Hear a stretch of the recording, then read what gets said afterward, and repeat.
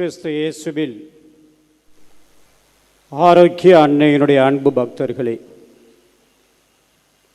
இன்றைய இந்த விழாவானது பல பெயர்களால் அழைக்கப்படுகின்றது. இயேசு கோவிலில் காணிக்கையாக ஒப்புக்கொடுக்கப்பட்ட விழா என்றும், அன்னை மரியாளின் தூய்மை சடங்கு விழா என்றும், திருக்குடும்பமும் சிமியோனையும் அன்னாவையும் சந்தித்த ஒரு விழா என்றும், இறைமகன் இயேசு கிறிஸ்துவினுடைய ஆலயத்திற்கு முதல் வருகை விழா என்றும், கடைசியாக நம் ஒவ்வொருவருக்கும் தெரிந்ததுதான் மெழுகுதிரி பவனி விழா என்றும் இந்த விழாவானது இன்றைய விழா அழைக்கப்படுகின்றது. இதனுடைய விவிலிய பின்னணி என்ன என்று நாம் பார்ப்போம். இயேசு கோவிலில் காணிக்கையாக ஒப்பு கொடுக்கப்பட்ட இந்த விழா, இதற்கு என்ன விவிலிய பின்னணி?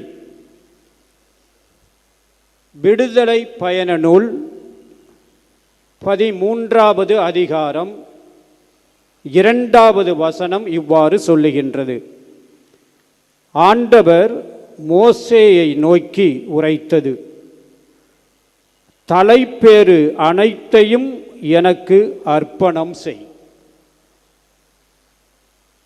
அது மட்டுமல்ல, அதே விடுதலை பயண நூல் 13வது அதே அதிகாரம் 12வது திருவசனம் இவ்வாறு இருக்கின்றது: கருப்பையை திறக்கும் தலைப்பேறு அனைத்தும் ஆண்டவருக்கு என ஒப்பு கொடுக்கப்பட வேண்டும்.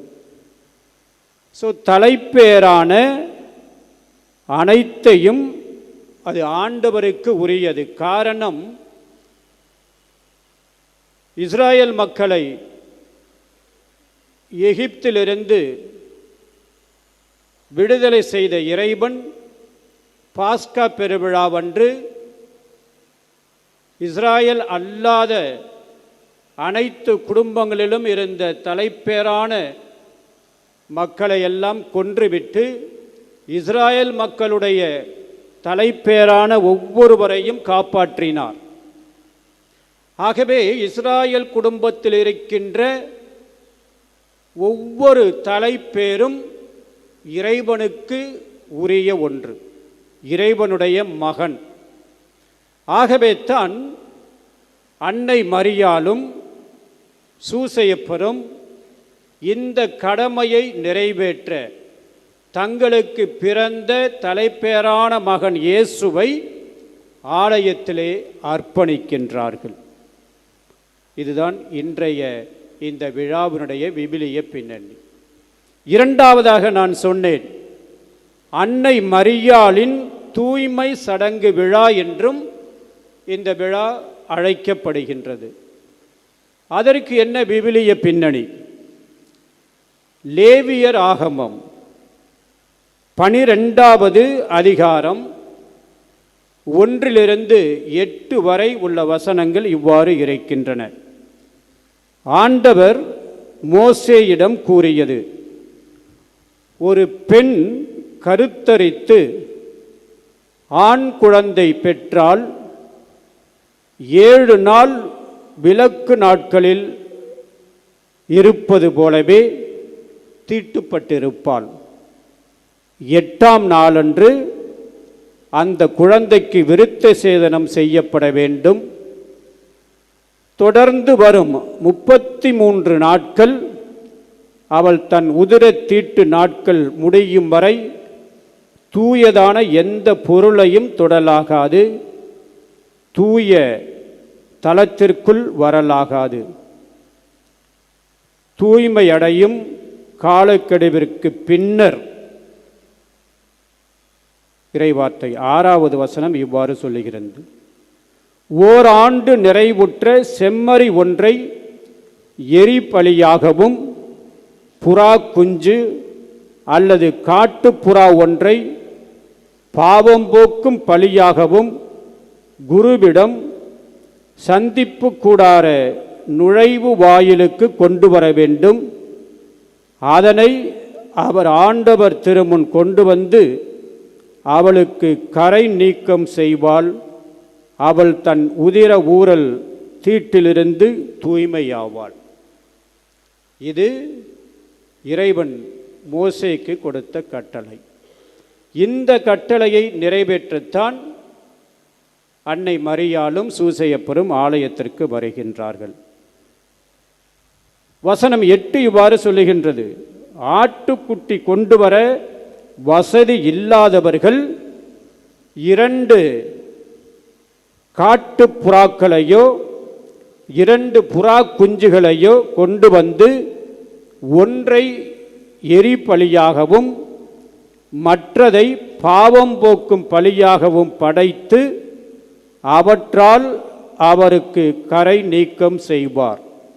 அப்பொழுது அவள் தூய்மையாவாள். இதைத்தான் இன்றைய நற்செய்தியிலே, லூக்கா நற்செய்தி 2வது அதிகாரம் 22, 24 வசனங்களிலே வாசிக்க கேட்டோம். ஆண்டவருக்கு அர்ப்பணித்த பிறகு இயேசுவை அவர்கள் மீண்டும் வாங்கி கொண்டார்கள். இறைவன் இயேசுவை ஆலயத்திலே அர்ப்பணித்த பிறகு மீண்டும் அந்த குழந்தையை தாங்கள் வாங்கி கொண்டார்கள். இதற்கும் விவிலிய பின்னணி இருக்கின்றது. எண்ணிக்கையாகமம் 18வது அதிகாரம் 14, 16 இந்த வசனங்கள் இவ்வாறு சொல்லுகிறது: ஆண்டவர் ஆரோனிடம் கூறியது, இஸ்ராயலில் அர்ப்பணிக்கப்பட்ட பொருள் ஒவ்வொன்றும் உன்னுடையதாக இருக்கும். மீண்டும் வாங்க வேண்டும் என்றால் மீட்புத் தொகை தூயக செக்கேல் நிறைப்படி 5 வெள்ளிக்காசுகள் என்று விலை குறிப்பாய். அது 12 கிராம் ஆகும். இதை ஈடாக கொடுத்து மீட்டு கொள்ள வேண்டும். இந்த நிகழ்வுகளை செய்வதற்காகத்தான் அன்னை மரியாளும் யோசேப்பும் இறைமகன் இயேசுவை ஆலயத்திற்கு எடுத்துச் சென்றார்கள். முதன்முறையாக இயேசு ஆலயத்திற்கு வருகின்றார். ஆகவேத்தான் அது இறைமகன் இயேசு கிறிஸ்துடைய வருகை, ஆலயத்திற்கு வருகை விழா என்றும் அழைக்கப்படுகின்றது. சரி, இந்த விழாவுக்கான வரலாற்று பின்னணி என்ன? முதலிலே நாம் விவிலிய பின்னணியை பார்த்தோம். வரலாற்று பின்னணி என்ற இந்த விழா தொடக்க திருச்சபையில் ஜெருசலேமிலே கொண்டாடப்பட்டது. எஜேரியா என்ற ஸ்பெயின் நாட்டை சார்ந்த துறவி 400ஆம் ஆண்டு ஜெருசலேம் திருப்பயணமாக அவர் சென்ற பொழுது இந்த இயேசுவை ஆலயத்திலே காணிக்கையாக அர்ப்பணிக்கப்பட்ட விழா மிகவும் பக்தியுடனும் உற்சாகத்துடனும் கொண்டாடப்பட்டதாக தன்னுடைய நாட்குறிப்புகளிலே அவர் குறிப்பிடுகின்றார். ஆகவே இது ஏறக்குறைய 4ஆம் நூற்றாண்டிலிருந்தே இந்த விழாவானது கொண்டாடப்படுகின்றது. ஆண்டவரை ஆலயத்திலே அர்ப்பணிக்கப்பட்ட இந்த விழா. அது மட்டுமல்ல, கான்ஸ்டான்டினோபிள் நகரில் ஒரு முறை கொடிய நோய் வேகமாக பரவி மக்களை கொன்று அழித்த பொழுது ஆண்டவரின் அபரிமிதமான அன்பினால் அந்த நோய் முற்றிலுமாக நீங்கியதாம். இதற்கு நன்றி செலுத்தும் முறையாக பேரரசர் 1ஆம் ஜஸ்டின் கிழக்கு ஐரோப்பிய நாடுகளில் இந்த விழாவை அறிமுகப்படுத்தினார் என்று நாம் பார்க்கின்றோம். ஆகவே அதனைத் தொடர்ந்து வரிசையாக இந்த விழாவானது முக்கியத்துவம் பெற்று ஒவ்வொரு வருடமும் இது கொண்டாடப்படுகின்றது. சரி, இந்த ஆண்டவரை ஆலயத்திலே காணிக்கையாக ஒப்புக்கொடுக்கப்பட்ட இந்த விழாவில் கற்றுத்தரும் பாடம் என்ன? இதிலிருந்து நாம் எதை கற்றுக்கொள்கிறோம்? இந்த விழா நமக்கு கூறுகின்ற செய்தி என்ன? இயேசுவை பின்பற்றி நாமும் நம்மையே இறைவனுக்கு அர்ப்பணிக்க, நம்மையே முழுமையாக இறைவனுக்கு கொடுக்க நாம் அழைக்கப்படுகின்றோம். அர்ப்பணம் என்பது ஒருவர் தன்னையே முழுமையாக மற்றொருவருடைய கையில் கொடுக்கின்ற நிகழ்வுதான் அர்ப்பணம். இன்று இயேசு கிறிஸ்து ஆலயத்திலே அர்ப்பணிக்கப்பட்டார். ஒரு வரலாற்று உண்மையை நான் உங்களுக்கு சொல்லுகிறேன். இரண்டாம் உலகப் போர் நடைபெற்று கொண்டிருந்த நேரம் 1943 வருடம் பிப்ரவரி மாதம் 3ஆம் தேதி அமெரிக்க போர் கப்பல் ஒன்று 902 இராணுவ வீரர்கள், இராணுவ தளவாடங்கள், அந்த 902 படை வீரர்களுக்கு ஆலோசனைகள் வழங்க, ஆன்மீக ஆலோசனைகள் வழங்க அந்த போர்க்கப்பலிலே 4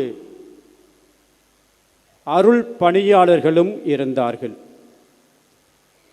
இந்த போர்க்கப்பல் அமெரிக்காவிலிருந்து கிளம்பி கிரீன்லாந்தை நோக்கி சென்று கொண்டிருக்கின்றது. இது இரகசியமாக நடைபெற்ற ஒரு நிகழ்வு. ஆனால் ஜெர்மனி நாட்டு போர்க்கப்பல் ஒன்று இதை மோப்பம் பிடித்து விடுகின்றது. இதுபோன்று அமெரிக்க கப்பல், போர்க்கப்பல் கிரீன்லாந்தை நோக்கி, வடதுருவத்தில் இருக்கின்ற கிரீன்லாந்தை நோக்கி சென்று கொண்டிருக்கின்றது என்று. உடனே ஜெர்மனி போர்க்கப்பல் குண்டுமழை பொழிகின்றது அந்த அமெரிக்க கப்பலை நோக்கி. இதன் விளைவு அமெரிக்க போர்க்கப்பல் 2ஆக உடைகின்றது. அப்பொழுது அதில் இருக்கின்ற அந்த 902 படை வீரர்களும் தங்களுடைய பாதுகாப்பு உபகரணமான லைஃப் ஜாக்கெட் அதை போட்டுக்கொண்டு கடலிலே சிறு படகுகள் மூலம் தப்பிக்கின்றார்கள். இதற்கு இந்த 4 அருட்பணியாளர்களும் உதவி செய்கின்றார்கள். ஒவ்வொருவராக காப்பாற்றப்பட்டு சிறு சிறு படகுகளிலே அவர்கள் அனுப்பி வைக்கப்படுகின்றார்கள்.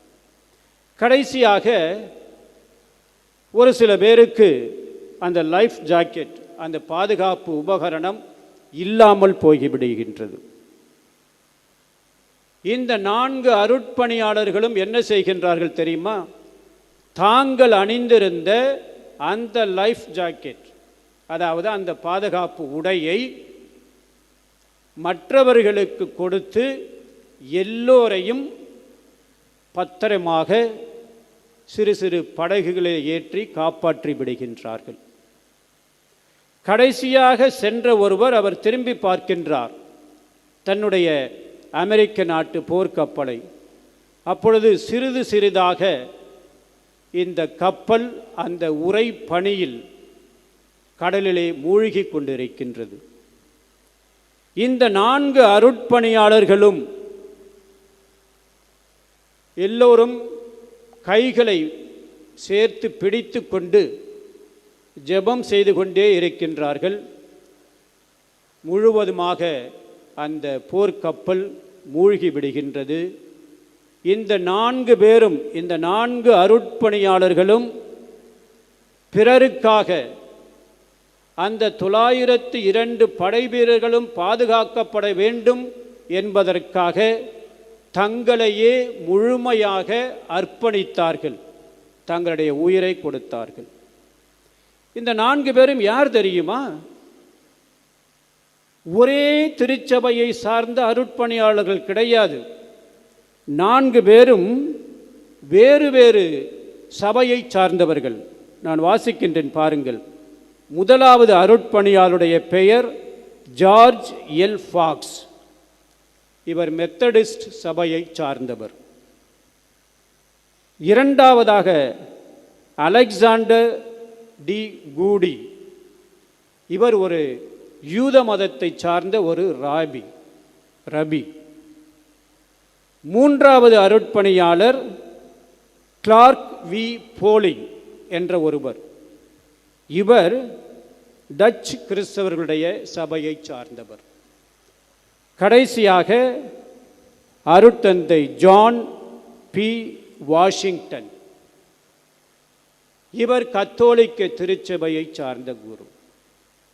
இவர்கள் 4 பேருமே வேறு வேறு சபையை சார்ந்தவர்கள். ஒன்றாக மற்றவர்களுக்காக தங்களுடைய உயிரை அர்ப்பணித்தவர்கள். இதைத்தான் இன்றைய விழா நமக்கு சுட்டி காண்பிக்கின்றது. அடுத்தவர்களுக்காக நம்மை அர்ப்பணிக்க வேண்டும். இதைத்தான் இயேசு செய்தார். எபிரேயருக்கு எழுதப்பட்ட திருமுகம் 9வது அதிகாரம் 28வது வசனம் இவ்வாறு சொல்லுகின்றது. எபிரேயருக்கு எழுதப்பட்ட திருமுகம் 9வது அதிகாரம் 28 இவ்வாறு வாசிக்கிறோம். கிறிஸ்துவும் பலரின் பாவங்களை போக்கும் பொருட்டு ஒரே ஒரு முறை தம்மையே பலியாக கொடுத்து நம்மை மீட்டார். தன்னையே அர்ப்பணமாக்கினார். அது மட்டுமல்ல, 10வது அதிகாரம் எபிரேயருக்கு எழுதிய திருமுகம் 10வது அதிகாரம் 10வது வசனம் இவ்வாறு சொல்லுகின்றது. இயேசு கிறிஸ்து ஒரே ஒரு முறை தம் உடலை பலியாக செலுத்தியதன் மூலம் நாம் தூயவராகப்பட்டிருக்கின்றோம். ஆகவே இயேசு கிறிஸ்து அன்பார்ந்தவர்களே, இயேசு கிறிஸ்து இன்றும் ஒவ்வொரு நாளும் இந்த பலிபீடத்தில் தன்னையே அர்ப்பணம் செய்கின்றார். நம் ஒவ்வொருவருக்காக, நம்முடைய பாவங்களுக்காக, நாம் மீட்கப்பட வேண்டும் என்பதற்காக ஒவ்வொரு நாளும் இந்த பீடத்திலே, இந்த திருப்பலியில் அவர் தன்னை அர்ப்பணிக்கின்றார். அந்த அர்ப்பணத்திற்கு இதோ இந்த ஆலயத்தில் வீற்றிருக்கின்ற ஆரோக்கிய அன்னையும் பரிந்து பேசுகின்றார். தன்னுடைய மகனையே பலியாக ஒப்பு கொடுக்கின்றார். நாமும் நம்முடைய வாழ்க்கையில், அது குடும்ப வாழ்க்கையாக இருந்தாலும் சரி, துறவற வாழ்வாக இருந்தாலும் சரி, நம்மையே பிறருக்கு கொடுக்க முயற்சி செய்வோம். பிறருக்காக, பிறருடைய தேவைகளை உணர்ந்து, பிறர் என்ன எதிர்பார்க்கின்றார்களோ அதை உணர்ந்து, கொஞ்சமாவது 1% நம்மை பிறருக்கு அர்ப்பணித்து வாழ்கின்ற பொழுது நம்முடைய வாழ்க்கையும் அர்ப்பணிக்கப்பட்ட வாழ்வாக இருக்கும். அதற்காக இந்த திருப்பலியிலே தொடர்ந்து மன்றாடுவோம். ஆமென்.